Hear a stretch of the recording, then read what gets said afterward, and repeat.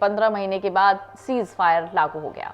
इसमें तय समय से करीब 3 घंटे की देरी हुई। गाजा पट्टी में इजराइल और हमास के बीच युद्ध विराम समझौता लगभग 3 घंटे की देरी के बाद शुरू हुआ, जिससे 15 महीने पुराना युद्ध रुक गया है। इजराइल ने हमास पर सीज फायर की शर्तों को पालन नहीं करने का आरोप लगाते हुए कहा था कि हमास ने रिहा होने वाले 3 इजरायली बंधकों के नाम नहीं दिए हैं। अब हमास ने रिहा होने वाले बंधकों की सूची इजराइल को भेज दी थी।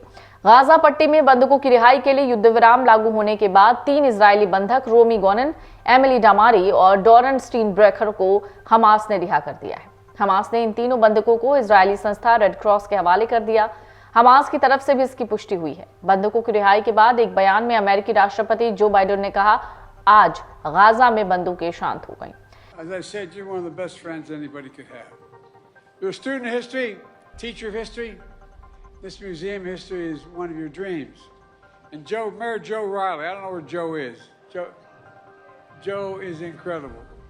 Joe, you're another dear friend who had the vision and fortitude to make this museum a reality. Reverend Joe Darby, God love you. Thank you for always for your friendship and your fellowship. And Dr. Tanya Matthews, who's just part of the official delegation, I took a trip to Angola because we're starting something major in Africa, and I wanted her to come along. I want to thank you very much and your fellow leaders here at the museum, including one of the great American landscape artists, Walter Hood, who makes work here studying breathtaking. I'd like to also thank 2 outstanding members of my cabinet. Secretary of Defense Lloyd Austin, one of the best appointments ever made in my career. He's not only a warrior, he has a heart as big as his head. He's an incredible man. No, you are, Lloyd. You're first rate. Administrator of Environmental Protection Agency, Michael Regan. Michael. तस्वीरों में Israeli बंधक रोमी गोनेन, Emily डामारी और Doren स्टीनब्रेकर को बिना किसी मदद के चलते हुए देखा जा सकता है। हमास की तरफ से भी पुष्टि हुई कि आधिकारिक रूप से 3 महिला बंधकों को पश्चिमी गाजा सिटी में अल सराया स्क्वायर पर रेड क्रॉस को सौंप दिया गया। ये तब हुआ जब रेड क्रॉस के एक सदस्य ने हमास फाइटर्स से मुलाकात की कि वो बंधकों के स्वास्थ्य के बारे में सुनिश्चित हो गए। इजरायली बंधक रिहा किए जाने के बाद अमेरिकी राष्ट्रपति जो बाइडेन ने एक बयान में कहा, गाजा युद्ध विराम समझौता सफल हो गया।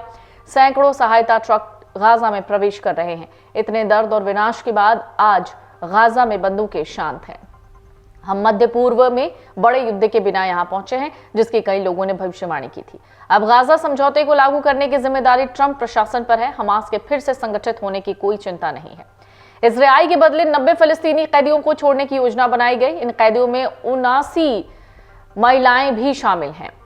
सबसे कम उम्र का कैदी मात्र 15 वर्ष का महमूद अलीवत है। रिहा किए जाने वालों में popular front for the liberation of फिलिस्तीन की 62 साल की प्रमुख सदस्य खालिदा जर्रार भी शामिल हैं, जिन्हें इजराइल की गैर हिंसात्मक राजनीतिक विरोध पर कार्रवाई का हिस्सा बनाकर और उन्हें मानकर बार बार गिरफ्तार किया गया है। मीडिया रिपोर्ट के मुताबिक हमास के साथ समझौते को लेकर मीडिया में इंटरव्यू देने से पहले इजरायली सरकार के कैबिनेट सचिव ने सभी मंत्रियों को एक नोट भेजा था। इस नोट में कहा था कि इजराइल हमास समझौते को एक डेडलाइन के रूप में वर्णित करे, न कि एक सौदे के रूप में। यह बताता है प्रधानमंत्री बेंजामिन नेतन्याहू और इजरायली राजनीतिज्ञ हमास के साथ समझौते को लेकर कैसी रणनीति अपना रहे हैं। ऐसे में माना जा रहा है अगर हमास की तरफ से कुछ भी होता है तो इजराइल तुरंत हमले शुरू कर देगा। इजराइल हमास समझौते के अंतर्गत 1000 से ज्यादा फिलिस्तीनी कैदियों के बदले 33 इजरायली बंधकों को रिहा किया जाएगा।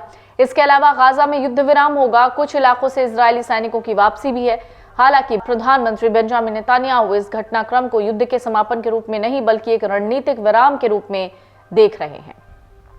शनिवार रात को जब उन्होंने बयान दिया तो जोर देकर कहा कि ये एक अस्थायी युद्ध विराम है। आलोचकों का तर्क है कि युद्ध विराम के बाद और गाजा में सामान्य स्थिति बहाल होने के बाद युद्ध को फिर से शुरू करना लगभग असंभव होगा, खासकर जब अमेरिकी राष्ट्रपति ट्रंप लगातार युद्ध विराम पर जोर दे रहे हैं। नेतन्याहू ने अपने मंत्रिमंडल को आश्वस्त करने का प्रयास किया है। कथित तौर पर शुक्रवार की सरकारी बैठक के दौरान कहा कि मैंने जोर देकर कहा है कि हम अमेरिकी राष्ट्रपति के समर्थन या विरोध के अभाव में युद्ध में वापस आ सकते हैं। उन्होंने कहा, ट्रंप ने इस दृष्टिकोण को अपना समर्थन दिया है और अगर वो हमें नहीं कहते हैं तो हम भी इसे करेंगे ही करेंगे। अमर उजाला जीवांजलि के सारथी की मदद लें और महाकुंभ में स्नान जरूर करें।